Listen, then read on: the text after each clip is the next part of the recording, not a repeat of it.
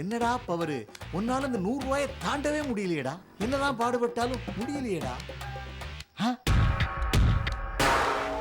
ஜோசியர் வர்ற மாதிரி இருக்கு. எதுக்கு வராரு? வணக்கம் சீதாராமன் ஜோசியரா. கொஞ்ச நாளா ஊருக்குள்ள ஆளை காணோம். வெளிநாட்டுக்கு போயிருந்தேன்பா. வெளிநாடு போயிருந்தீங்களா? அப்படி தெரிஞ்சா நானும் உங்களுக்கு அசிஸ்டண்டா வந்திருப்பேன். நானும் வெளிநாடெல்லாம் சுத்தி பார்த்திருப்பேனே. அது மட்டும் இல்ல ஜோசியரே, என்ன கூட்டு போயிருந்தா நிறைய போய் சொல்லியிருப்பேன். அது உங்களுக்கு பயனுள்ளதா இருந்திருக்கும். ஆமா, என்ன திடீர்னு இந்த பக்கம்? எல்லாம் நம்ம வீட்டு பக்கம் தான். நம்ம வீட்டு பக்கம் யாரை பார்க்க வந்தீங்க? ஐயா சிவலிங்கத்தை தான். ஐயோ, அவர் வெளியூர் போயிருக்காருங்களே. எந்த விஷயமா இருந்தாலும் என்கிட்ட சொல்லுங்க, நான் மச்சான் கிட்ட சொல்லிக்கிறேன். ஐயோ, நான் போய் சொல்லலைங்க, உண்மையை தான் சொல்றேன். மச்சான் ஊர்ல இல்ல, அவர் வந்ததும் நான் விஷயத்தை சொல்லிடுறேன். என்கிட்ட சொல்லுங்க. அது ஒண்ணு இல்ல தம்பி, உங்க சம்பந்தி அம்மா மல்லிகா வீட்டுக்கு போயிருந்தேன். அடடா, அப்படியா? ஆமா, உங்களை நல்லா கவனிச்சாங்களா இல்ல உங்ககிட்ட இருந்து ஏதாவது புடிங்கிட்டு விட்டாங்களா? தம்பி, இது முக்கியமான விஷயம். ஜோக் அடிக்காம கேட்கறதா இருந்தா கேளுங்க, இல்லன்னா அம்மா கிட்டே சொல்லுங்க. சரிங்க, நான் சீரியஸாவே கேக்குறேன், என்கிட்ட சொல்லுங்க. இந்த கல்யாணத்தை உடனடியா நிறுத்திருங்க. எதுக்காக சொல்றேன்னா, உங்க பொண்ணோட ஜாதகம் அப்படி. அவ ஜாதகத்துல களஸ்தர ஸ்தானத்துல தோஷம் இருக்கு. பொண்ணு அடி எடுத்து வைக்கிற புகுந்த வீட்டுக்கும் அது அவ்வளவு நல்லது இல்ல. அந்த சிவலிங்க குடும்பமே நடுத்தருவுக்கு வந்துடும்.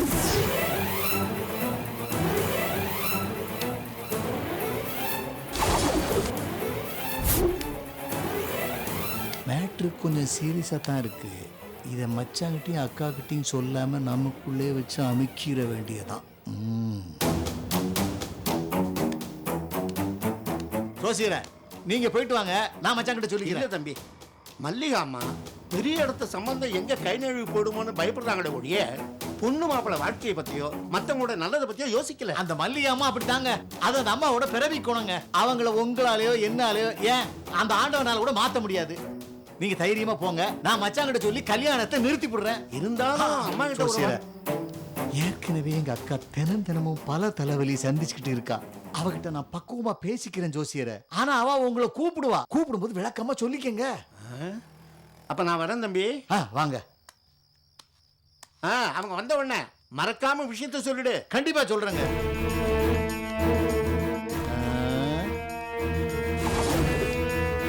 இந்த சிக்கலான விஷயத்தை மச்சாங்கிட்டையோ அக்கா கிட்டையோ சொன்னா கண்டிப்பா கல்யாணத்தை நிறுத்தி போடுவாங்க. அப்படி ஒருவேளை கல்யாணத்தை நிறுத்திட்டா மாப்பிள்ள ரமேஷ் பைய அந்த பிரீத்தி பிள்ளை கிடைக்கலையேன்னு தற்கொலை பண்ணா கூட ஆச்சரியப்படுறதுக்கு இல்ல. ஆனா இந்த கல்யாணம் நின்று போச்சுன்னா நமக்கும் ஒன்றும் தேராது. அப்புறம் ஏதாவது ஒரு கோயில போய் டிங் டாங்னு அடிக்க வேண்டியதான். ஆனா இந்த மல்லிகாவோட குடுமி நம்ம கையில மாட்டிக்கிடுச்சு. அதை வச்சு ஏதாவது ஆட்டம் காட்டினா சில்லறைய தேத்திடலாம்.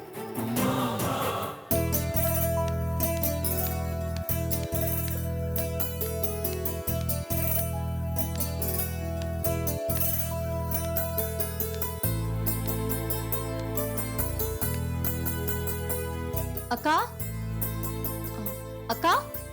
யாரு? சுஜாதா, வா உள்ள வா. இல்லக்கா, எனக்கு கொஞ்சம் வேலை இருக்கு, வெளியே போனோம். நீங்க கொஞ்சம் வெளியே வாங்கல. வா சுஜாதா, உள்ள வா வா. இல்லக்கா, நான் கிளம்புறேன், ப்ளீஸ் ஒரு நிமிஷம் வாங்கல. ஸ்டவ்ல வேற. என்ன நீ ரொம்ப தான் பிக பண்ணிக்கிற? சொல்லு. அவர் இல்லையா? அவரா? அவர் தான் துபாயில இருக்காருன்னு சொல்லிருக்கேல்ல, எத்தனை வாட்டி கேப்ப? ஷோ, நான் உங்க தம்பி கதிர கேட்டேன். கதிரா? அவன் எங்கன்னு கேட்க வேண்டியதானே? அது என்ன புதுசா அவரு இவருன்னு சொல்லிட்டு இருக்க? என்ன விஷயம்? ஐ, ஷர்ட் எடுத்துட்டு வந்துட்டியா? என்ன பண்ணிருக்க? ஹை, நல்லா அழகா பண்ணிருக்க சுஜாதா. ஆனா எனக்கு பெருசா சாட்டிஸ்பாக்சன் இல்லக்கா. இன்னும் நல்ல டிசைனா போட்டிருப்பேன். ஆனா எங்க லேட் ஆகுதுன்னு தெரிஞ்சு உங்க தம்பி லபோ திபோன்னு கத்துவாருன்னு தான் சீக்கிரமா கொடுத்துட்டேன். அவசரத்துல பண்ணும்போதுதான் சில விஷயங்கள் நமக்கே தெரியாம அழகா வந்துடும். அந்த மாதிரி இருக்கு. நீ என்னமோ அவசரமா செஞ்சேங்கிற, ஆனா எனக்கு இது ரொம்ப பிடிச்சிருக்கு. சுஜாதா, என்கிட்ட கூட 4-5 புடவை இருக்கு. அதுக்கு கூட இந்த மாதிரி அழகா எம்ப்ராய்டரி போட்டு தரியா? போட்டு தரேன்க்கா. சரி, நான் கிளம்புறேன். இப்ப என்ன அவசரம்? கொஞ்ச நேரம் இருந்துட்டு போ. இல்லக்கா, எனக்கு கொஞ்சம் வேலை இருக்கு, நான் அப்புறமா வரேன். இப்ப ஒண்ணும் பண்ண போறது இல்ல, இங்கே இரு. நான் படிக்கணும்க்கா, வரேன். கதிர் மேல இருக்க கோவத்தை என்கிட்ட காமிக்கிறல்ல? அந்த மாதிரிலாம் ஒண்ணும் இல்லக்கா. நான் எப்பவுமே கோவத்தை வீட்டுக்கெல்லாம் கொண்டு போக மாட்டேன். சரி சரி, நான் வரேன்.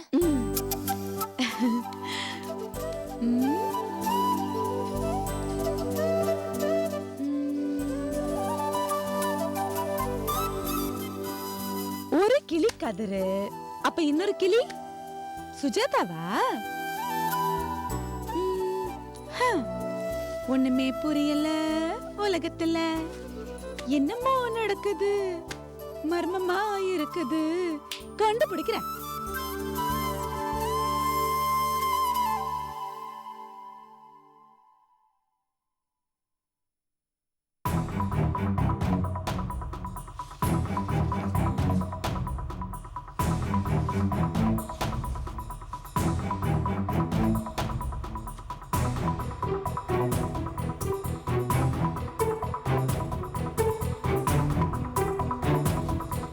அக்கா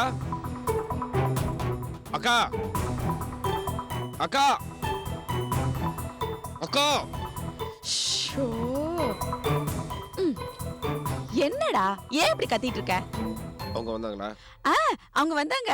வந்து மோர் மிளகு, ஊறுகாய், வத்தல் எல்லாம் கொடுத்தாங்க. காசு அடுத்த வாட்டி ஐயோ வாங்கிக்க. அக்கா, அதான் ஃப்ரெண்டு சுஜாதா வந்தாங்களான்னு கேட்டேன். சுஜாதா? அதான் அவ கொடுத்த சட்டையை கையில வச்சிருக்கல, பாரு எவ்வளவு அழகா பூவெல்லாம் போட்டிருக்கா. அழகா இருக்குல்ல? இது அழகா இருக்கா? இது அழகா இருக்கா? அன்னைக்கே படிச்சு படிச்சு சொன்னேன் என் சட்டையை அவட்ட கொடுக்காது. கேட்டே என் பேச்ச எப்படி பண்ணி வச்சிருக்க பாரு. சும்மா இருக்காது. பாரு இந்த ஓட்டையே தெரியாத அளவுக்கு ஹார்ட் எல்லாம் போட்டு எவ்வளவு அழகா வரைஞ்சிருக்கா. எனக்கு ரொம்ப பிடிச்சிருக்கு. நீ பாரு. மனுஷன் இதை போடுவானா? உனக்கு வேணாமா? சரி விடு, பாத்து ஏய், காரணம் குடு. சொல்றேன். எவ்வளவு காஸ்ட்லி சட்டை தெரியுமா? இதோட வேல்யூ தெரியுமா? இது வேல்யூ தெரிஞ்சு பேங்க் லாக்கர்ல வச்சுக்கணுமா? இந்த வீட்ல ஏதோ ஒரு மூலையில இருந்துட்டு போகுது. போ. மூளையில இருக்க சட்டையை போட்டு கூட நான் பக்கெட் வாங்க கூடாதா? எல்லாத்துக்கும் என்ன திட்டிக்கிட்டே இருக்கான். நல்லதா வரைஞ்சு கொடுத்திருக்கா, ஆனாலும் என்ன ஏதாவது குறை சொல்லணும். இவனும்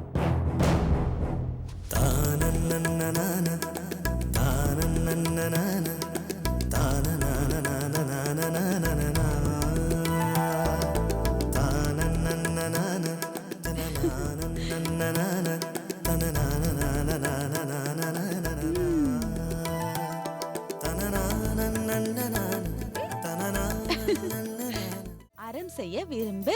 அறம் செய்ய விரும்பு. அறம்னா என்னதுமா? அறம்னா என்ன மாதிரி எல்லாருக்கும் உதவி செய்யணும், பொய்யே பேசக்கூடாது, சரியா? அதான் அறம். ஆறுவது சினம். ஆறுவது சினம். சினம்னா என்னதுமா? சினம்னா கோபம். கோவம்னா? கோவம்னா என்ன சொல்றது, அதான் உங்க மாமா அடிக்கடி வருமே, அதுக்கு பேர் தான் கோவம்.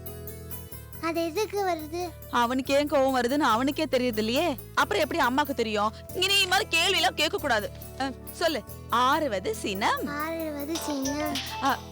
போச்சுடா, 2 வரி படிக்கிறதுக்குள்ள இவ்ளோ கேள்வி கேக்குற. போன் வேற அடிக்குது. இப்படி உட்காந்து படி, அம்மா வரேன். இந்தா படி படி படி. அம்மா வர வரைக்கும் படிச்சுக்கிட்டே இருக்கணும். அறம் செய்ய விரும்பு. ஹை, உங்க அப்பாடா.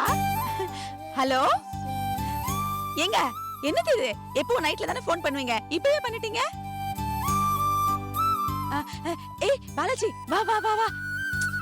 இவன் ஒருத்தன் இப்பதான் மாஞ்சி மாஞ்சி படிப்பான். இருங்க இருங்க, அவங்கிட்ட தரேன். இந்தா அப்பா கிட்ட பேசு. ஹலோ அப்பா, நல்லா இருக்கீங்களா? நான் நல்லா இருக்கேன். எப்ப வருவீங்க? சீக்கிரமா வாங்கப்பா, எனக்கு அழுகழுகையா வருது.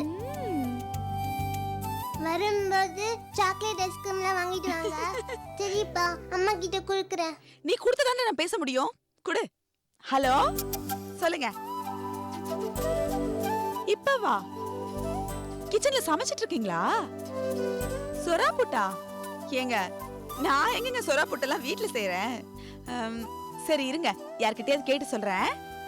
அப்படியே லைன்லயே இருங்க. பாலாஜி, அம்மா போய் அப்பாக்கு சொரா புட்டு செய்யறது எப்படின்னு கத்து கொடுத்துட்டு வரேன். அதுக்குள்ள நீ எங்கேயும் ஓடி போயிட கூடாது, புரியுதா? படி. ஹலோ, இருங்க இருங்க. இருங்க இருங்க, அப்படியே லைன்ல இருங்க. இருங்க இருங்க, பக்கத்து வீட்டு அக்கா இருக்காங்க, அவங்க கிட்ட தரேன். அக்கா, எங்க வீட்டுக்கார லைன்ல இருக்காரு, பேசுங்க. தம்பி, நல்லா இருக்கீங்களா? இங்க நானும் செல்வியெல்லாம் நல்லா இருக்கோம். அக்கா அக்கா, இதெல்லாம் பேசாதீங்க. சொரா புட்டு செய்யறது எப்படின்னு மட்டும் சொல்லி கொடுங்க. சொரா புட்டா? எனக்கு செய்ய தெரியாதே சொரா புட்டெல்லாம். அப்புறம் எதுக்கு போனை வாங்குனீங்க? ஏக்கா, இது என்ன லோக்கல் காலா, ஃபாரின் கால்? காசு எல்லாம் வேஸ்டா போகுது, போங்கக்கா. நீ தானே கொண்டு கொடுத்த, நானா கேட்டேன்? இருங்க இருங்க, நான் வேற யாராவது இருக்காங்களான்னு பாக்குறேன். அம்மா, என் வீட்டுக்கார லைன்ல இருக்காரு. அவரு துபாயில சமைச்சிட்டு இருக்காரு. அவருக்கு சொரா புட்டு செய்யறது எப்படின்னு சொல்லி தரணுமா? நீங்க சொல்றீங்களா? சொல்றேன்.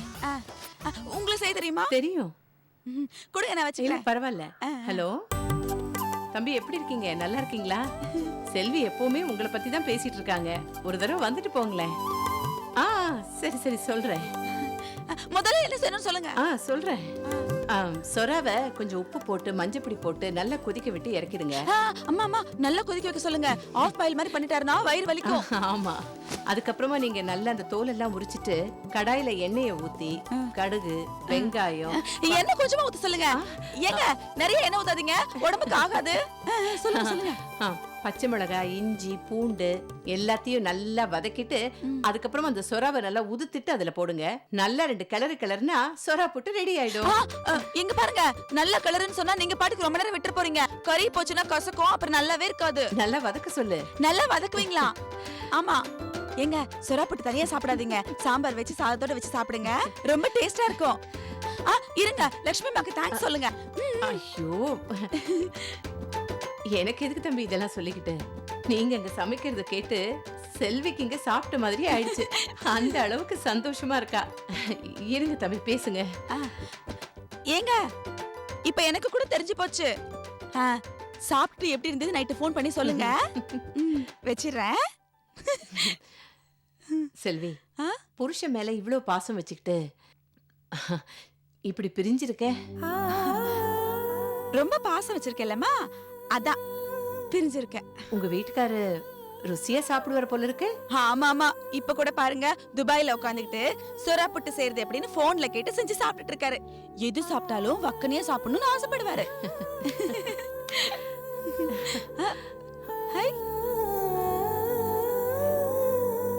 நீலாம்பரி, என்ன செல்வி, எல்லாருக்கும் முகத்துல பல்லு தெரியும், ஆனா உனக்கு பல்லுல முகம் தெரியுது.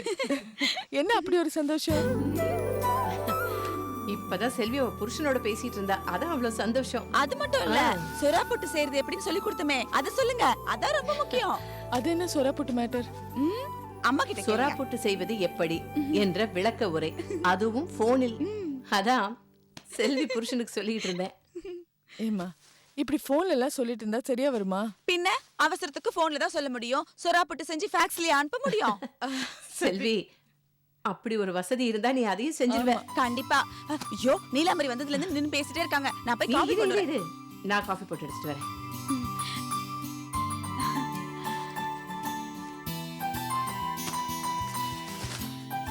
அம்மா, சாயந்தரம் நீங்க எங்க போயிருந்தீங்க?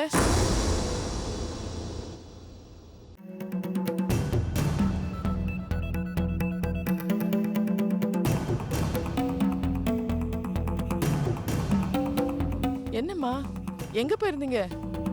எப்போ? சாயந்தரம் 4 மணி இருக்கும். நான் எங்கேயும் போலியே. 4 மணிக்கு நம்ம கூட வந்தமே, இவங்க இல்லையே. ஏன் போய் சொல்றாங்க? ஆபீஸ் விஷயமா பக்கத்துல நான் வந்தேன். ரொம்ப வெயிலா இருந்ததுன்னு தர்பூஸ் பழம் வாங்கி சாப்பிட்டேன். நீங்களும் வீட்டில தான் இருப்பீங்கன்னு உங்களுக்கு பழம் கொடுக்கலான்னு வீட்டுக்கு வந்தா வீடு பூட்டி இருந்தது, அதான் கேட்டேன். ஓ, அந்த நேரமா? நான் கோவிலுக்கு போயிருந்தேம்மா. உனக்கு வேலை கிடைச்சா ஒரு மண்டலம் தினமும் நான் கோவிலுக்கு வரேன்னு வேண்டியிருந்தேன், அதான் போயிருந்தேன். செல்வி, நீ பார்த்தல?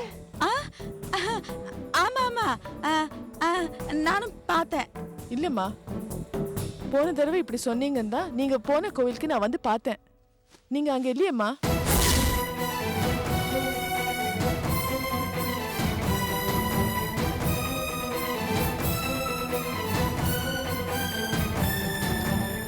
என்னம்மா, ஏன் எதுவும் பேச மாட்டேன்றீங்க?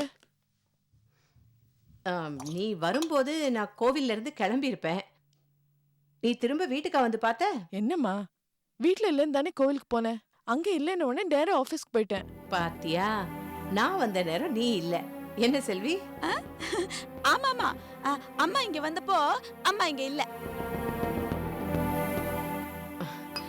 இந்தா.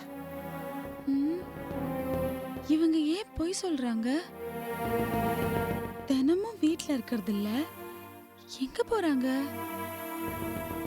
நான் கண்டுபிடிக்கிறேன். விடாது செல்வி.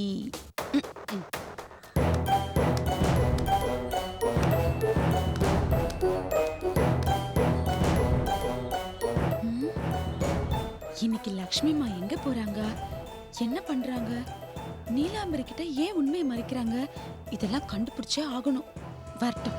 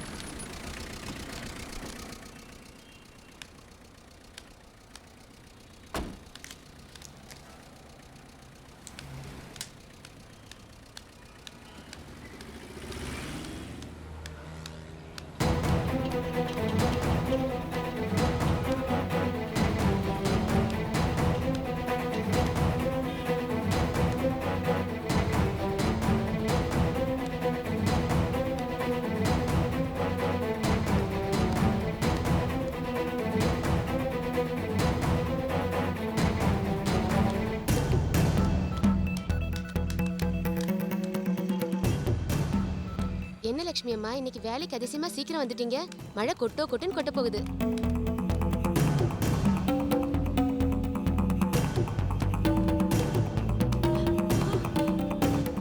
அம்மா கோயிலுக்கு போறேன், கடைக்கு போறேன்னு போய் சொல்லிட்டு இங்க வேலை செய்யறாங்களா?